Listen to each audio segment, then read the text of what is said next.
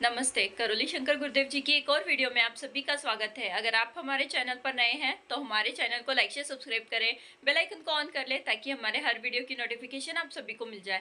और अगर आपने अभी तक मेरे ब्लॉग चैनल को भी सब्सक्राइब नहीं किया है तो मयूरी पढ़ते ब्लॉग टाइप करके मेरे ब्लॉग चैनल को भी ज़रूर सब्सक्राइब करें।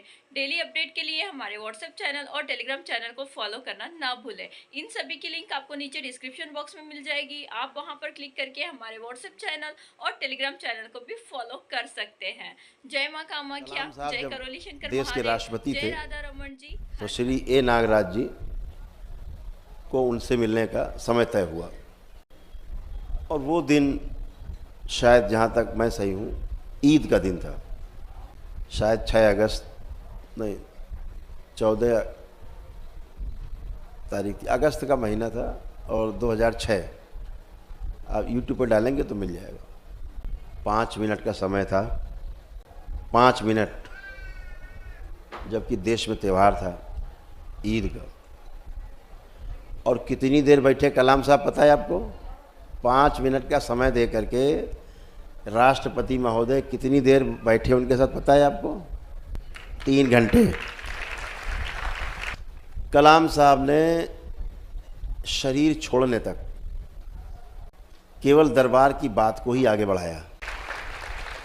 उसका दरबार का जो लक्ष्य था, दरबार के जो विचार थे, आइडियोलॉजी थी, उसको कलाम साहब ने बच्चों तक पहुंचाने का काम किया।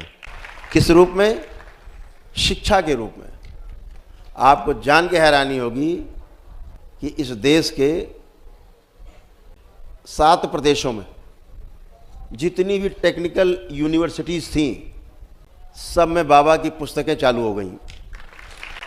एक कोर्स बनाया गया, उस कोर्स का नाम था human values and professional ethics. IITian बच्चे पढ़ते थे, इंजीनियर बच्चे पढ़ते थे, टेक्निकल यूनिवर्सिटी बच्चे पढ़ते थे। उसकी परीक्षा दिए बगैर डिग्री नहीं मिलती। आज भी अभी भी मूल्य शिक्षा के बगैर समझे जाने। ये किसने लागू कराया? कलाम साहब ने, जो देश के राष्ट्रपति थे, प्रेसिडेंट ऑफ इंडिया, उन्होंने लागू कराया। मुझे लगता है कोई हिंदू राष्ट्रपति होता तो शायद लागू होता, नहीं लागू होता। आरोप लग जाता कि हिंदू राष्ट्र बना रहे हैं। बहुत बड़ी समस्या है। वो जन्म से मुस्लिम थे इसलिए उन पर आरोप नहीं लगा, और फिर उन पर कोई आरोप था भी नहीं उनके जीवन काल में। कितनी सुंदर तरीके से उनके शरीर का त्याग हुआ है। लोग तरसते हैं ऐसे शरीर छोड़ने के लिए। लोगों को शिक्षा देते देते ऐसे बात करते करते शरीर छूट गया। कोई कष्ट नहीं, कोई भोग नहीं, क्योंकि कोई नकारात्मकता उनके अंदर थी नहीं।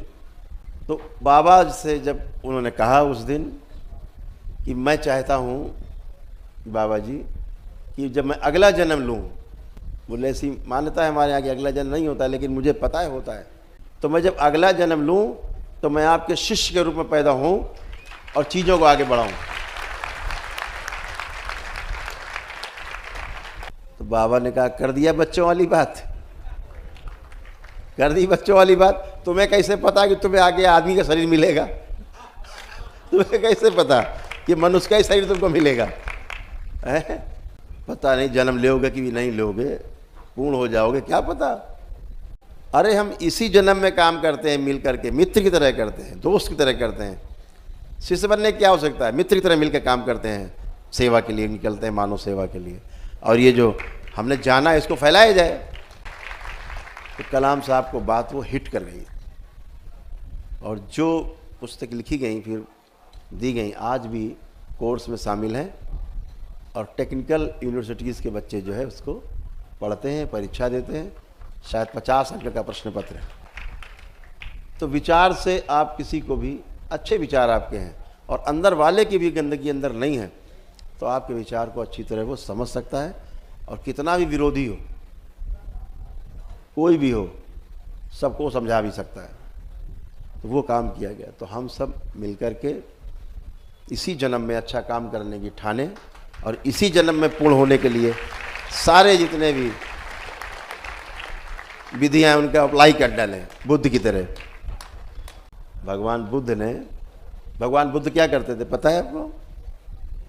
वो अपने शिष्य को पिछले 6 जन्म दिखाते थे। देख डालो भाई तुम क्या थे पिछले 6 जन्म। जो भी कूड़ा करकट होता था आदमी देख लेता था, तो उसके दिमाग में आ जाता था कि भैया अब ये वाला तो ठीक कर लो। दरबार भी आपको 6 नहीं 16 जन्म दिखा सकता है, 27 जन्म दिखा सकता है, और आता ही नहीं है।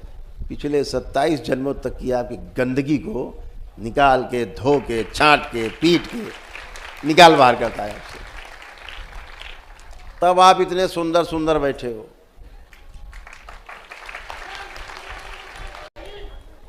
आपकी गंदगी का अकाउंट नील है, गंदगी का अकाउंट एकदम नील। अब आपकी जिम्मेदारी है कि इसमें अच्छी अच्छी चीज़ें डालो इस अकाउंट में। अच्छा देखो, अच्छा सुनो, अच्छा करो, अच्छा बोलो, अच्छा हो जाएगा, बन गए अच्छे। तो अपने अकाउंट को मजबूत रखो, जो आपका खाता है वो मजबूत रखो। गंदगी हटा दी गई, दरबार ने काम किया, आपको घर मकान दिया है आपका स्वच्छ करके, एकदम शुद्ध पवित्र। अब इसको रोज़ पोंछा झाड़ू लगाने की ज़रूरत और जिम्मेदारी आपकी है, वैसे अच्छा बना रहे। कल्पना करो आप जिस घर में रहते हो रोज़ झाड़ू पोछा ना लगे, हफ्ते भर बाद 10 दिन बाद उस घर की हालत देख लेना। तो आप ध्यान साधना, पूजा पाठ, जप तप अनुष्ठान करते हो, वो रोज़ का झाड़ू पोछा है, रोज़ का झाड़ू पोछा। और जो दरबार से आपको दीक्षा मिली है, जो इस दीक्षा से क्या होता है, जितनी बिल्डिंगें बना रखी हैं आपने सब एक एक करके गिरती जाती हैं, सब ढह जाती हैं, नई नहीं बनती, ढहती है, ढह जाती है। कहाँ से? यहाँ से। वो मेरा, ये मेरा, ये भी मेरा, मैं ये, मैं वो, सब ढह जाता है। दरबार ने तमाम चीज़ें आपकी जो गंदगी थी सब ढहा दी है, बचा नहीं है। अब नया न बनने पाए, ये जिम्मेदारी आपकी है। गंदगी का ढेर नया नहीं बने, तो रोज़ अपना बाबा माँ से लौ लगा के रखना है। भगवान भोलेनाथ और माता कामाख्या की आराधना पूजा करना है। जो दीक्षा आपको बाबा के द्वारा मिली है, ज़बरदस्त आपके पास हथियार है ये, उसको निरंतरता में लाना है, कंटिन्यूटी में लाना है, और आप अच्छे हैं और सदा अच्छे बने रहेंगे। जो पहले चरण की दीक्षा में गए हैं, पहला चरण, उनका जप 2.5 लाख है, पता ही होगा सबको। तंत्र के पहले चरण की दीक्षा का जो मंत्र है उसका दशांश जो है वो 2.5 लाख जप के बाद 25,000 मंत्रों से सिद्ध होता है मंत्र। जो द्वितीय चरण की दीक्षा है उसका जप 6 लाख का जप है। यही जप तृतीय चरण में भी है, 6 लाख का ही। लेकिन जो चतुर्थ चरण की दीक्षा है उसका कितना जप होगा बताओ जरा? 10? कम है, और बताओ? हैं? 20 लाख? केवल 2.5 लाख। इसको देखो, ये दिखा दो जरा उस पे, स्क्रीन पे, ये देखो, ये दिख रहा है? इतने से दुश्मन चला जाएगा। वो दुश्मन चाहे आपका अहंकार हो, वो दुश्मन चाहे आपका लालच हो, मोह हो, वासनाएं हो, नष्ट।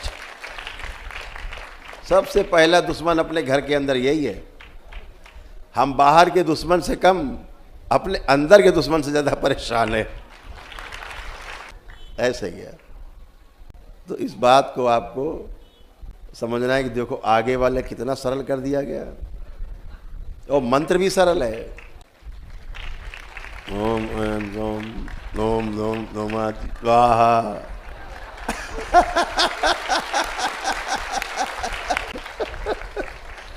इतना सरल है लेकिन बहुत खतरनाक भी है। तो सारी शक्तियाँ जब आती हैं तो थोड़ा बढ़ता ही है। उसी को वॉच करना है। वॉच करने से नष्ट हो जाता है। केवल आपने ध्यान दिया, चोर चोरी करने घूम रहा हो, 2 आदमी लगा दो उसके पीछे घूमो जरा, तो बेचारा चोरी नहीं कर पाएगा। हैं? आजकल लोगों ने CCTV लगवा दी है, वो बेचारा देखता रहता है सबको, कौन क्या कर रहा है। चोर देखता, कैमरा लगा, CCTV, सबसे शरीफ आदमी वही है। ताला कभी भी चोर के लिए नहीं होता, ध्यान रखना। ताला शरीफ आदमी के लिए होता है। चोर तो ताला तोड़ के अंदर घुस जाएगा, क्या कर लोगे। उसका मास्टर है चोर, आपका ताला वाला बेकार उसके लिए। ये ताला लगता है शरीफ आदमी के लिए, इसका नंबर डोल जाएगा ही है। ये घुसाओ धीरे से अंदर। तो निकृष्टों के लिए कोई नियम नहीं है, सारे नियम आप लोगों के लिए हैं, ध्यान रखना। सारे नियम जितने ताले बने सब तुम लोगों के लिए बने, चोरी न कर पाओ इसलिए ध्यान रखना। अपने से चोरी, बहुत अद्भुत हमारे ऋषि मुनियों ने हमें अनुसंधान करके जो हमें सूचना दी है अपने ज्ञान को उपलब्ध होने के बाद।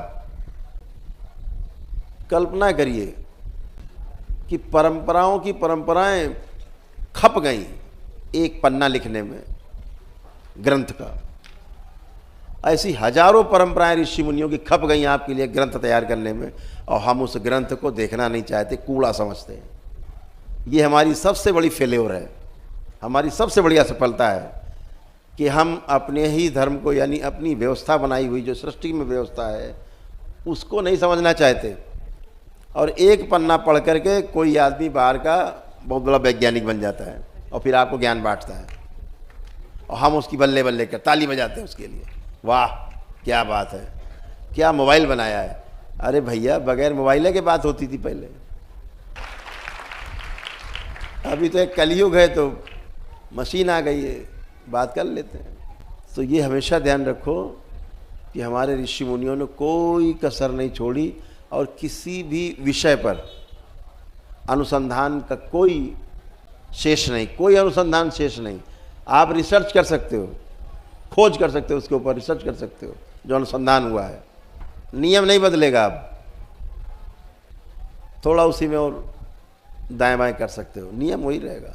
वायरलेस का जो नियम है वही रहेगा, वो नहीं बदलेगा। वो हटा दो, मोबाइल बेकार आपका, वो सिद्धांत है।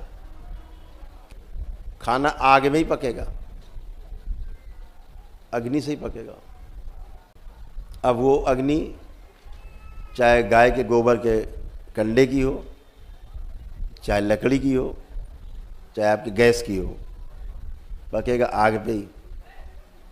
रोटी उसी आग में पकेगी, ध्यान रखना। वो सिद्धांत नहीं बदलेगा, आप अलग चीज़ें जोड़ सकते हो, सिद्धांत वही रहेगा। तो शिव ने सप्त ऋषियों को